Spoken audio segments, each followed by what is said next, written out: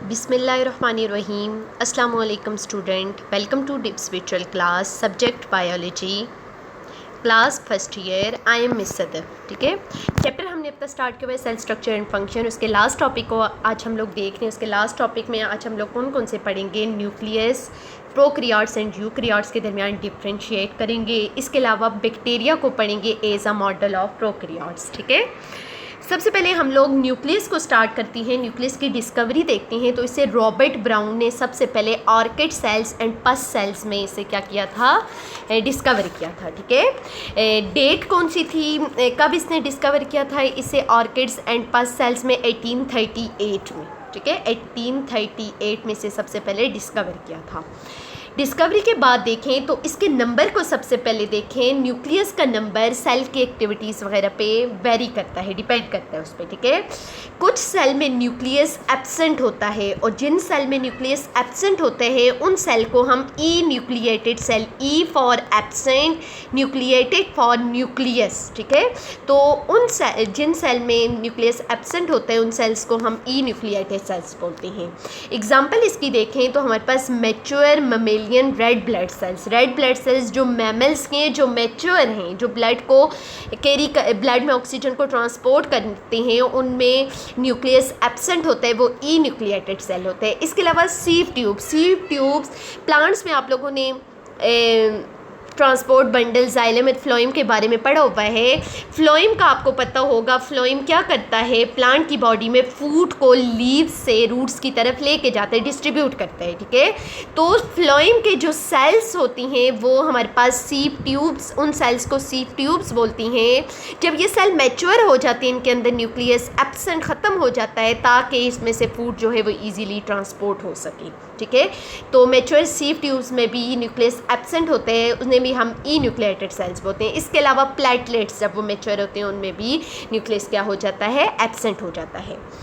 Second division देखें, वो वाले सेल जिनमें सिर्फ एक न्यूक्लियस प्रेजेंट होते हैं उन्हें हम मोनोन्यूक्लिएटेड सेल या यूनी न्यूक्लिएटेड सेल बोलेंगे। Mono for one, nucleated for nucleus. ठीक है, और मोस्टली सेल बॉडी के जितने भी हैं उनमें सिर्फ एक ही न्यूक्लियस प्रेजेंट होते हैं, जैसे स्किन सेल, पैंक्रियाटिक सेल, सब में एक ही न्यूक्लियस प्रेजेंट होता है। ठीक है, नेक्स्ट देखें, वो वाले सेल जिनमें टू न्यूक्लियस प्रेजेंट होती हैं उन्हें बाय न्यूक्लिएटेड सेल बोलते हैं। By for two, nucleated for nucleus. ठीक है, इसमें बेस्ट एग्जांपल पैरामीशियम की है।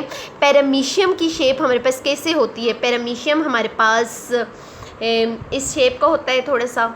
ठीक है, इसमें दो न्यूक्लियस प्रेजेंट होती हैं। एक होता है हमारे पास लार्ज न्यूक्लियस, एक होता है स्मॉल न्यूक्लियस। लार्ज न्यूक्लियस को मेगा न्यूक्लियस बोलते हैं, स्मॉल न्यूक्लियस को माइक्रो न्यूक्लियस बोलते हैं, क्योंकि इसकी बॉडी में टू न्यूक्लियस प्रेजेंट हैं, इसी वजह से इसे हम बाय न्यूक्लिएटेड बोलते हैं। ठीक है, नेक्स्ट अगर हम लोग देखें इसके अलावा बाई न्यूक्लियर पैरामीशियम के अलावा नेक्स्ट वो वाले सेल जिनमें मैनी न्यूक्लियस प्रेजेंट होती हैं उन सेल को हम multi nucleated, multi for many के लिए वर्ड यूज़ होता है। ठीक है, और स्केलेटल मसल्स, हमारी बॉडी के जो स्केलेटल मसल्स हैं उनका फंक्शन बहुत ज़्यादा होता है क्योंकि वो एनर्जी की उन्हें बहुत ज़्यादा ज़रूरत होती है, कि बॉडी में ज़्यादा इंजाइम्स की, ज़्यादा प्रोटीन की ज़रूरत होती है, इस वजह से उनमें मल्टी न्यूक्लिएटेड बहुत सारे सेल्स प्रेजेंट होते हैं। ठीक है, नंबर के बाद अगर हम लोग इसकी पोजिशन पे जाएँ तो मोस्टली हमारे पास जो न्यूक्लियस होता है वो सेंट्रिक पोजीशन पे, जो सेंटर में प्रेजेंट होता है जिन सेल में, उस पर न्यूक्लियस को हम सेंट्रिक न्यूक्लियस बोलते हैं। और एनिमल सेल्स में न्यूक्लियस हमेशा सेंटर में प्रेजेंट होता है क्योंकि एनिमल सेल के बिल्कुल सेंटर में हमारे पास न्यूक्लियस प्रेजेंट होता है, इसी वजह से हम लोग इस न्यूक्लियस को सेंट्रिक न्यूक्लियस बोलते हैं। ठीक है, ई सेंट्रिक न्यूक्लियस, ई का मतलब होता है विदाउट, जो सेंटर में प्रेजेंट नहीं होता, सेंटर से हट के थोड़ी चीज़ होती है, उसके लिए हम वर्ड ई सेंट्रिक यूज़ करते हैं। प्लांट सेल में न्यूक्लियस ई सेंट्रिक होते हैं क्योंकि प्लांट का अगर आप देखें इस तरह सेल होता है, सेंटर में उसका लार्ज वैक्यूल प्रेजेंट होता है, साइड पे उसका न्यूक्लियस प्रेजेंट होता है। ठीक है, ई सेंट्रिक के बाद हम लोग देखें पेरिफेरल न्यूक्लियस। कुछ सेल में जो न्यूक्लियस होता है वो पेरिफेरल पोजीशन पे होता है। पेरिफ्री हम वर्ड किनारे के लिए वर्ड यूज़ करते हैं, तो वो वाला न्यूक्लियस जो किनारे की तरफ प्रेजेंट होता है, प्लाज्मा मेम्ब्रेन की तरफ प्रेजेंट होता है, उसे पेरिफेरल न्यूक्लियस बोलती हैं। और एडिपोसाइट, एडिपो वर्ड यूज़ करते हैं फैट के लिए, और साइट वर्ड यूज़ होता है किसके लिए? हमारे पास सेल्स के लिए। वो वाले सेल्स जो फैट स्टोर करते हैं उन्हें हम एडिपोसाइट्स बोलते हैं। और इन सेल के दरमियान में ज़्यादातर हमारे पास फैट स्टोर होती है, ठीक है। और साइड पे बिल्कुल प्लाज्मा मेम्ब्रेन की तरफ न्यूक्लियस इसका प्रेजेंट होता है, क्योंकि पेरिफ्री वाली पोजीशन पे होता है, किनारे वाली पोजीशन पे होता है, इसी वजह से इसे पेरिफेरल न्यूक्लियस बोलते हैं, ठीक है। नेक्स्ट देखें बेसल। बेसल वर्ड डिराइव हुआ है बेस से, ठीक है, जड़ यानी बेस से। वो वाले सेल जो कॉलमनर सेल हैं, जो कॉलम की तरह की जिनकी शेप है, उनके बिल्कुल बेस पे एक सेल प्रेजेंट होता है जिन्हें हम बेसल सेल्स, जिनमें हम न्यूक्लियस की पोजीशन को बेसल न्यूक्लियस बोलेंगे, ठीक है। तो ये सारा था हमारे पास इसके पोजीशन के बारे में। नेक्स्ट इसकी शेप देखें तो ज़्यादातर केसेस में सर्कुलर होता है, सारे एनिमल सेल्स में मोस्टली ये सर्कुलर हमारे पास न्यूक्लियस होता है, ठीक है। न्यूक्लियस का शेप कैसी होती है? सर्कल, गोल से। कुछ में ये ओवल होते हैं, जैसे हमारी बॉडी में जो स्मूथ मसल्स हैं, ठीक है। स्मूथ मसल सारे कौन से मसल बच्चों? मसल्स बहुत सारी टाइप के होती हैं, स्मूथ मसल्स, स्केलेटल मसल्स, और इसके अलावा third type cardiac muscles. 10th class में हम लोगों ने इसे पढ़ा था। स्मूथ मसल सारे वो वाले मसल्स होते हैं जो हमारी बॉडी के इंटरनल विसरल ऑर्गन्स में, जैसे हमारी बॉडी की डाइजेस्टिव सिस्टम के अंदर जितने भी मसल्स हैं वो स्मूथ मसल्स हैं, रिप्रोडक्टिव सिस्टम में, यूरिनरी सिस्टम में, तो वो स्मूथ मसल्स हैं। स्मूथ मसल्स के सेल्स का जो न्यूक्लियस होता है वो ओवल शेप का होता है, अंडे की तरह का शेप का, ठीक है। नेक्स्ट हमारे पास बायलोब्ड आ जाती हैं। बायलोब्ड कौन से न्यूक्लियस होती हैं? जिनकी 2 लोब्ड होती हैं, इस तरह इसकी शेप इसी तरह प्रेजेंट होती है। और इस शेप का जो न्यूक्लियस है ये प्रेजेंट होता है एसिडोफिल्स। एसिडोफिल सेल हमारे पास वाइट ब्लड सेल्स है। White blood cells different type के होती हैं। एक वाइट ब्लड सेल्स को एसिडोफिल्स बोलती हैं। एसिडोफिल्स के न्यूक्लियस की शेप हमारे पास बायलोब्ड है, बाय फॉर 2 लोब्ड, पार इस तरह लोब निकली हुई, ठीक है। इसके अलावा बच्चों हम लोग देखें नेक्स्ट ट्राइलोब। जब न्यूक्लियस की 3 लोब्स होंगी, ठीक है, 1, 2 और इसके साथ ही 3 लोब होंगी, तो इस न्यूक्लियस को हम ट्राई लोब्ड बोलेंगे। और ये बेसोफिल्स भी हमारे पास क्या है? वाइट ब्लड सेल्स, ठीक है। Next multi lobe, multi for many, lobed for lobe के लिए। जब हमारे पास ऐसा न्यूक्लियस जिसकी बहुत सारी लोब्ड होंगी उसको हम क्या बोलेंगे? Multi nuclear. और ये न्यूट्रोफिल्स भी हमारे पास वाइट ब्लड सेल्स हैं। इसके अलावा हॉर्स शू शेप कैसी होती है? बिल्कुल इस तरह कप की तरह की शेप, ठीक है। तो जब न्यूक्लियस की ऐसी शेप होगी उसे हम हॉर्स शू शेप बोलेंगे। तो शेप के बाद हम लोग न्यूक्लियस की तरफ आएँ। तो न्यूक्लियस को बच्चों पहले मैं आपको उसके स्ट्रक्चर से थोड़ा आपको समझाने की कोशिश करती हूँ। न्यूक्लियस हमारे पास डिफरेंट स्ट्रक्चर पे कंसिस्ट करता है। उसका अगर हम लोग ड्रॉ करें उसकी डायग्राम को, तो न्यूक्लियस की आउटर मोस्ट मेम्ब्रेन इस टाइप की होती है, ठीक है। ये न्यूक्लियस के क्या है? Nuclear membrane. ये क्या है हमारे पास? न्यूक्लियर मेम्ब्रेन या न्यूक्लियर इन्वेलप भी इसे कह सकती हैं, ठीक है। इस न्यूक्लियर मेम्ब्रेन को हम कैरियोथीका भी कह सकती हैं, ठीक है। इसे हम कैरियोथीका भी कहती हैं, क्योंकि हम लोग न्यूक्लियस के लिए साइंटिफिक वर्ड यूज़ करती हैं कैरियन। न्यूक्लियस के लिए हम लोग साइंटिफिक वर्ड क्या यूज़ करती हैं? कैरियन। कैरियन का मतलब होता है न्यूक्लियस। तो न्यूक्लियस की मेम्ब्रेन को भी हम क्या बोलेंगे? Karyotheca. Karyo for nucleus and theca for layer. समझ आ गई, ठीक है बच्चों। अभी हम लोग अपने स्ट्रक्चर की तरफ जाएं। तो मैंने क्या बताया है कि न्यूक्लियर की जो मेम्ब्रेन है उसे हम कैरियोथीका या न्यूक्लियर मेम्ब्रेन बोलेंगे, ठीक है। अब ये न्यूक्लियर मेम्ब्रेन जैसा कि आपको नज़र आ रही है ये डबल मेम्ब्रेन है। एक है हमारे पास इनर मेम्ब्रेन और दूसरी है हमारे पास बाहर वाली आउटर मेम्ब्रेन। इनर मेम्ब्रेन को हम इनर कैरियोथीका भी बोल सकते हैं, आउटर मेम्ब्रेन को हम आउटर कैरियोथीका भी कह सकते हैं, ठीक है। और इन 2 मेम्ब्रेन्स के दरमियान आप देखें ये स्पेस है, इस स्पेस को हम क्या बोलेंगे? Peri nuclear space. पेरी का क्या मतलब होता है? अराउंड, ठीक है, इर्द गिर्द। और न्यूक्लियर वर्ड यूज़ करेंगे न्यूक्लियस के लिए। तो दो मेम्ब्रेन के दरमियान जो स्पेस है वो पेरी न्यूक्लियर स्पेस उसे बोलेंगे, ठीक है। तो ये था सारा हमारे पास इसकी न्यूक्लियर मेम्ब्रेन के बारे में। न्यूक्लियस के स्ट्रक्चर को जैसा कि मैंने अभी आपको बताया कि जो हमारे पास न्यूक्लियस है, न्यूक्लियस की दो मेम्ब्रेन्स प्रेजेंट होती हैं। न्यूक्लियर की मेम्ब्रेन को हम न्यूक्लियर मेम्ब्रेन बोलेंगे और न्यूक्लियस सिर्फ और सिर्फ यूकैरियोटिक सेल में प्रेजेंट होता है। प्रोकैरियोटिक सेल में ये क्या होता है, एब्सेंट होता है, ठीक है। तो अब हमारे पास न्यूक्लियर की जो मेम्ब्रेन है उसे न्यूक्लियर मेम्ब्रेन या कैरियोथीका बोलेंगे, क्योंकि न्यूक्लियस के लिए वर्ड हम साइंटिफिक में टर्म में कैरियन यूज़ करती हैं, तो उस सेंस में हम कैरियोथीका भी कह सकती हैं। न्यूक्लियर मेम्ब्रेन 2 लेयर्स पे कंसिस्ट करती है, एक पोजीशन के अकॉर्डिंग, एक इसकी इनर मेम्ब्रेन, दूसरी इसकी आउटर मेम्ब्रेन, ठीक है। जो इसकी इनर मेम्ब्रेन है उसे हम inner membrane, inner nuclear membrane या इनर कैरियोथीका कह सकती हैं, और इसके आउटर मेम्ब्रेन को हम आउटर कैरियोथीका बोल सकते हैं, ठीक है। दो मेम्ब्रेन के दरमियान ये जो आपको स्पेस नज़र आ रही है इसे हम पेरी न्यूक्लियर स्पेस बोलती हैं। और यहाँ पे आप गौर करें, इन मेम्ब्रेन के दरमियान पोर्स, सुराख भी प्रेजेंट हैं। इन पोर्स को हम न्यूक्लियर पोर्स बोलेंगे। इन पोर्स को हम क्या बोलेंगे, न्यूक्लियर पोर्स। इन पोर्स को क्या बोलेंगे बच्चों हम लोग, न्यूक्लियर पोर्स। और न्यूक्लियर पोर्स हमारे पास जो हैं ये तकरीबन एक न्यूक्लियस में 1000 to 10,000 भी प्रेजेंट हो सकते हैं।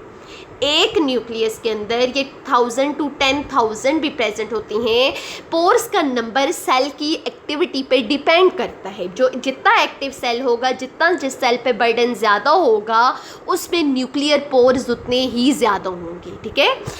इसके अलावा हम लोग देखें न्यूक्लियर मेम्ब्रेन तकरीबन मैंने क्या बताया 1000 to 10,000 एक न्यूक्लियस के अंदर प्रेजेंट हो सकती हैं। इसका नंबर सेल के फंक्शन पे वेरी कर रहा होता है। इसके अलावा न्यूक्लियर पोर का डायामीटर देखें तो ये 800 एंगस्ट्रॉम इसका डायामीटर होता है, ठीक है। बहुत स्मॉल सा डायामीटर है ये। नेक्स्ट इसकी शेप को हम न्यूक्लियर पोर की देखें तो ये ऑक्टागोनल इन शेप होती हैं। ऑक्टा वर्ड बच्चों किसके लिए हम यूज़ करती हैं, ऑक्टा वर्ड हम यूज़ करती हैं 8 के लिए, ऑक्टागोनल, ठीक है। ऑक्टा वर्ड हम यूज़ करती हैं 8 के लिए। तो इन न्यूक्लियर पोर्स की जो साइड होती है वो 8 डिफरेंट साइड्स होती हैं, जिसकी वजह से ऑक्टागोनल पोर्स बोलते हैं, ठीक है। ऑक्टागोनल शेप में होती हैं ये। क्लियर हो गया बच्चों। नेक्स्ट अगर हम लोग देखें, मैंने अभी तक 2 चीज़ों को डिस्कस किया, एक इसकी न्यूक्लियर मेम्ब्रेन को, दूसरे इसके न्यूक्लियर पोर्स को, ठीक है। अभी हम लोग देखती हैं कि ये अंदर वाला जो इसका साइटोप्लाज्म की तरह का एरिया, ये खाली सा एरिया, क्योंकि ये न्यूक्लियस के अंदर एक खाली एरिया है जो कि वाटर की तरह के, बिल्कुल साइटोप्लाज्म की तरह वाटर की तरह के लिक्विड पे कंसिस्ट करता है, जिसमें डिफरेंट एंजाइम्स वगैरह प्रेजेंट होते हैं। मैं आपको बताती हूँ इसकी कॉम्पोजिशन, लेकिन इससे क्योंकि ये न्यूक्लियस का है इसे हम बोलेंगे न्यूक्लियोप्लाज्म। और अगर आपको याद हो, मैंने न्यूक्लियोप्लाज्म का वर्ड पहले भी यूज़ किया हुआ है कि सेल का न्यूक्लियोप्लाज्म वाला पार्ट और सेल का बाहर साइटोप्लाज्म वाला पार्ट दोनों मिलकर हमारे पास क्या बनाती हैं, प्रोटोप्लाज्म, ठीक है। अब ये न्यूक्लियोप्लाज्म हमारे पास ट्रांसपेरेंट सा एक्वा सा मटेरियल है, जिसके अंदर हमारे पास क्या क्या प्रेजेंट हैं, एंजाइम्स। कौन से एंजाइम्स प्रेजेंट हैं जो कि इसमें हेल्प कर रही होती हैं, डीएनए रेप्लिकेशन में। रेप्लिकेशन का मतलब होता है कॉपीज़ बनाना, क्योंकि हमारे पास न्यूक्लियस के अंदर ही डीएनए प्रेजेंट है, तो डीएनए की कॉपीज़ बनाने के अमल को हम डीएनए रेप्लिकेशन बोलेंगे। और डीएनए रेप्लिकेशन के लिए जितने भी एंजाइम्स की ज़रूरत होती है वो सारे कहाँ पे प्रेजेंट होती हैं, न्यूक्लियोप्लाज्म में, ठीक है। इसके अलावा डीएनए रेप्लिकेशन एंजाइम्स के अलावा इसमें डाईवैलेंट आयंस भी प्रेजेंट होती हैं। डाईवैलेंट आयंस वो वाले होती हैं जिनमें 2 वैलेंसीज खाली होती हैं, जिसके ऊपर 2 पॉजिटिव चार्ज होता है, यानी 2 हमारे पास इलेक्ट्रॉन्स की यहाँ पे स्पेस जो होती है वो वैकेंसी खाली होती है।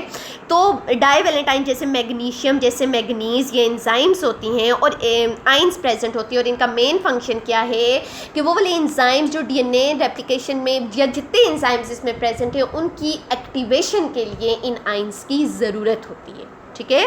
इसके अलावा बच्चों हमारे पास इसी न्यूक्लियोप्लाज्म में मैसेंजर आरएनए भी प्रेजेंट होता है, ट्रांसफ़र आरएनए की सिंथेसिस भी यहाँ पे ही होती है, वो भी यहाँ पे प्रेजेंट होता है। इसके अलावा राइबोसोमल आरएनए भी प्रेजेंट होता है। तो ये सारी चीज़ें हमारे पास किसके अंदर प्रेजेंट होती हैं? न्यूक्लियोप्लाज्म के अंदर प्रेजेंट होती हैं। क्लियर हो गया?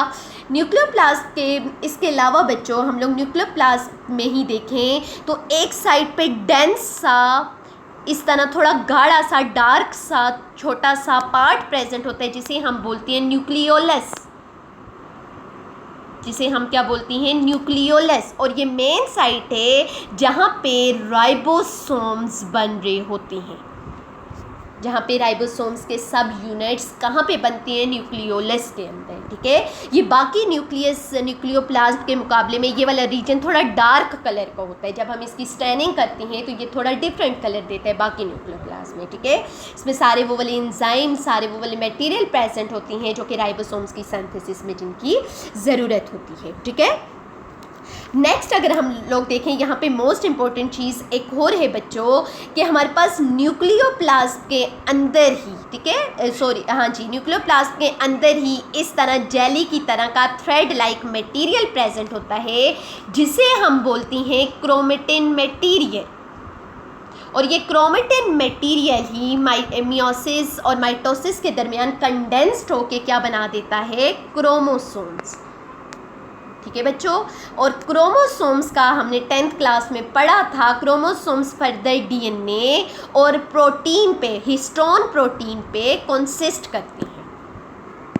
तो क्रोमेटिन जब डिवीजन सेल की नहीं होती, जब उसमें माइटोसिस मियोसिस का प्रोसेस नहीं होता, उस वक्त जो उसका जेनेटिक मटेरियल डीएनए और हिस्टोन प्रोटीन्स वगैरह है वो हमारे पास जेली सवैयों की तरह का इस तरह नेटवर्क की फॉर्म में प्रेजेंट होता है जिसे हम क्रोमेटिन मटेरियल या क्रोमेटिन फाइबर्स बोलते हैं। लेकिन जब मियोसिस का प्रोसेस होता है, वो जब डिवीजन हो रही होती है माइटोसिस मियोसिस में, वो कंडेंस्ड होके मेटाफेज स्टेज पे कंडेंस्ड होके वो क्रोमोसोम की शेप को आप कह सकती हो इख्तियार कर लेता है। और क्रोमोसोम की शेप कैसी होती है? कंडेंस्ड होके डीएनए और प्रोटीन मिलकर इस तरह क्रोमोसोम्स का स्ट्रक्चर बना देती है। ठीक है, ये था हमारे पास सारा न्यूक्लियस का ओवरऑल स्ट्रक्चर। दोबारा से एक दफ़ा मैं रिवाइज कर रही हूँ। हम लोगों ने क्या देखा कि न्यूक्लियस की इर्द गिर्द मेम्ब्रेन प्रेजेंट होती है जिसे हम न्यूक्लियर मेम्ब्रेन बोलते हैं। ठीक है, यहाँ पे मोस्ट इंपॉर्टेंट चीज़ एक और मैं आपको बताती जाऊँ कि जो हमारे पास न्यूक्लियर मेम्ब्रेन है, इसकी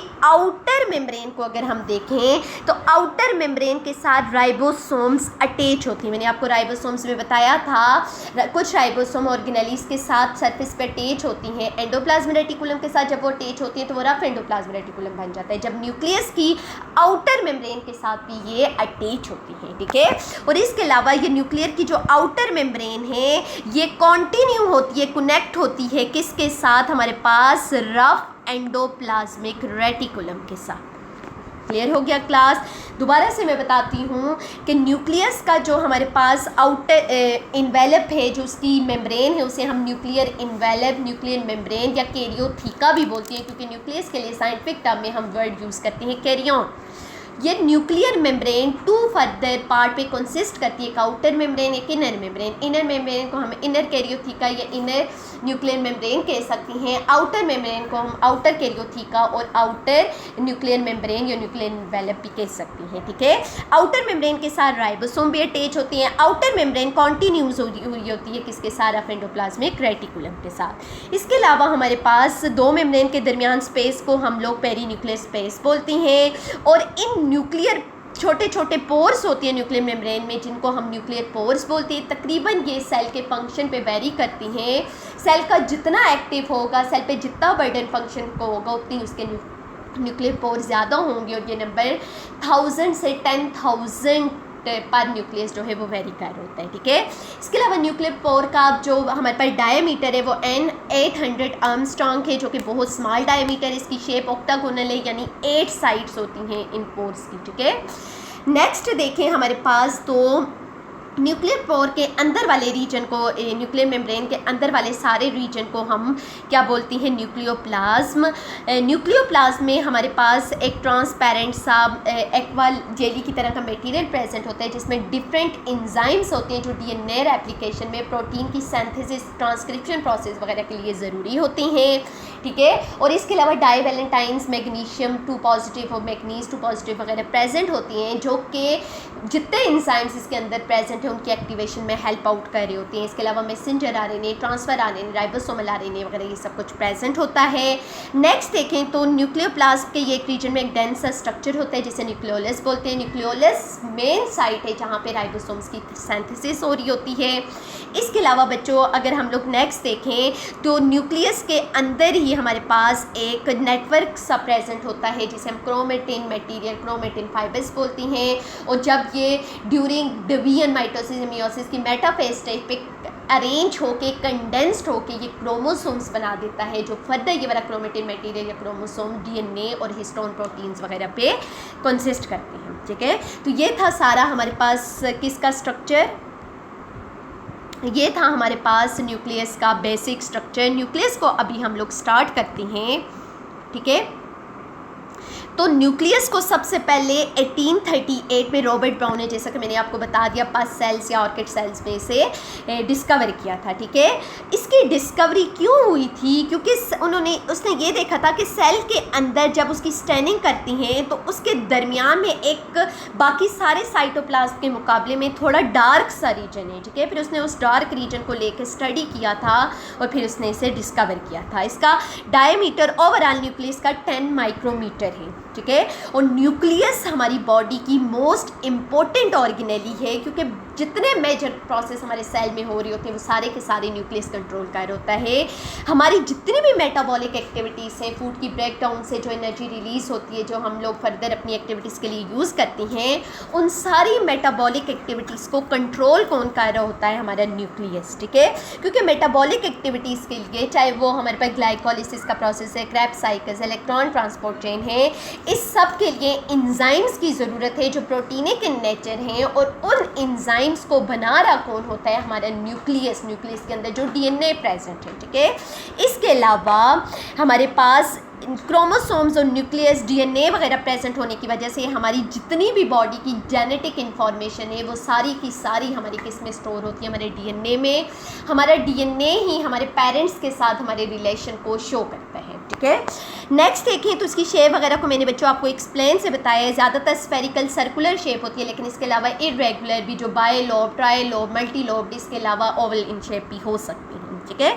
नेक्स्ट कंडीशन सारी मैंने बताई थी। न्यूक्लियस का नंबर वेरी करता है सेल में, कुछ में न्यूक्लियस होता ही नहीं है जिसे ई न्यूक्लिएटेड बोलते हैं, कुछ में एक ही न्यूक्लियस प्रेजेंट होता है जिसे मोनोन्यूक्लिएटेड बोलती हैं, कुछ में 2 न्यूक्लियस प्रेजेंट होते हैं जिन्हें बाय न्यूक्लिएटेड बोलते हैं, कुछ में मैनी न्यूक्लियस प्रेजेंट होते हैं जिन्हें हम मल्टी न्यूक्लिएटेड बोलती हैं, ठीक है।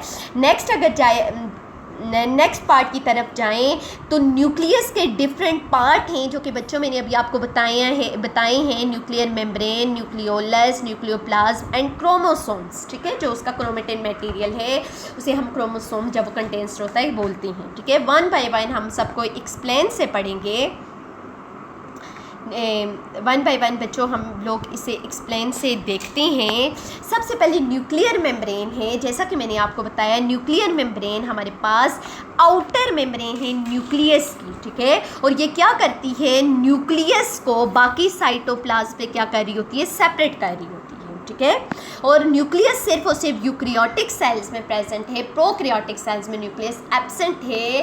कैरियन वर्ड न्यूक्लियस के लिए यूज़ होता है, इसी वजह से सेल्स को प्रोक्रियोटिक यूक्रियोटिक का नाम दिया गया है, क्योंकि you for true and karyotic word derived हुआ है कैरियन से, जिसका मतलब होता है न्यूक्लियस। वो वाले सेल जिनमें न्यूक्लियस एब्सेंट है, जो न्यूक्लियस से पहले प्रेजेंट थे, उन्हें हम प्रोक्रियोटिक बोलते हैं। और यू का मतलब होता है ट्रू, कैरियोटिक, कैरियन का मतलब न्यूक्लियस। वो वाले सेल जिनमें true nucleus, well developed nucleus present होते हैं, उन्हें यूकैरियोटिक बोलते हैं, ठीक है। अब न्यूक्लियर मेम्ब्रेन को या न्यूक्लियर इन्वेलप दो फर्दर मेम्ब्रेन से बनी होती है, मैंने आपको बताया है, एक उसकी आउटर मेम्ब्रेन, एक उसकी इनर मेम्ब्रेन, ठीक है। जो आउटर मेम्ब्रेन है हमारे पास वो further endoplasmic reticulum, rough endoplasmic reticulum मैंने आपको बताया उसके साथ कॉन्टिन्यूस हुई होती है, जुड़ी हुई होती है, ठीक है। जबकि जो इनर हमारे पास मेम्ब्रेन आती है वो हमारे पास न्यूक्लियस के सारे अंदर वाले मटेरियल को इनक्लोज कर रही होती है, ठीक है। इसके अलावा हमारे पास इस मेम्ब्रेन में पोर्स प्रेजेंट होते हैं जिन्हें न्यूक्लियर पोर्स बोलती हैं, और इन पोर्स का मेन फंक्शन क्या है कि ये न्यूक्लियस और सेल साइटोप्लाज्म, देखिए हमारे पास जैसा कि ये सेल है, सेल में न्यूक्लियस है, न्यूक्लियस और सेल के दरमियान सारे मटेरियल की एक्सचेंज वगैरह किसके थ्रू पॉसिबल होती है, इन न्यूक्लियर पोर्स के थ्रू। यानी कि जब हमारे पास न्यूक्लियस में कोई चीज़ बनती है वो इन पोर्स से साइटोप्लाज्म में जाती है, और साइटोप्लाज्म में जब किस चीज़ ने इंटर होना हो न्यूक्लियस में तो वो भी इन पोर्स के थ्रू ही एक्सचेंज होके आ रही होती है। तो ये था सारा हमारे पास न्यूक्लियर मेम्ब्रेन बच्चों, जिसके बारे में हम लोगों ने बहुत अच्छी तरह से एक्सप्लेन कर दिया था। नेक्स्ट देखें, न्यूक्लियर मेम्ब्रेन के बाद हमारे पास फर्दर जो है वो न्यूक्लियोलस। न्यूक्लियोलस का मैंने क्या बताया है कि न्यूक्लियस के अंदर न्यूक्लियोप्लाज्म में एक डार्कली थोड़ा डार्क सा रीजन होता है न्यूक्लियस के अंदर, जिसे हम लोगों ने क्या नाम दे दिया, न्यूक्लियोलस का, ठीक है। न्यूक्लियोलस बाकी न्यूक्लियर मेम्ब्रेन से थोड़ा सेपरेट हो जाता है क्योंकि इसकी बाउंड्री इसे थोड़ा सा सेपरेट कर देती है बाकी सारे न्यूक्लियोप्लाज्म से, ठीक है। और ये हमारे पास कुछ सेल्स में न्यूक्लियोलस 1 ही प्रेजेंट होता है, कुछ सेल में 1 से ज़्यादा 20 का नंबर प्रेजेंट हो सकता है।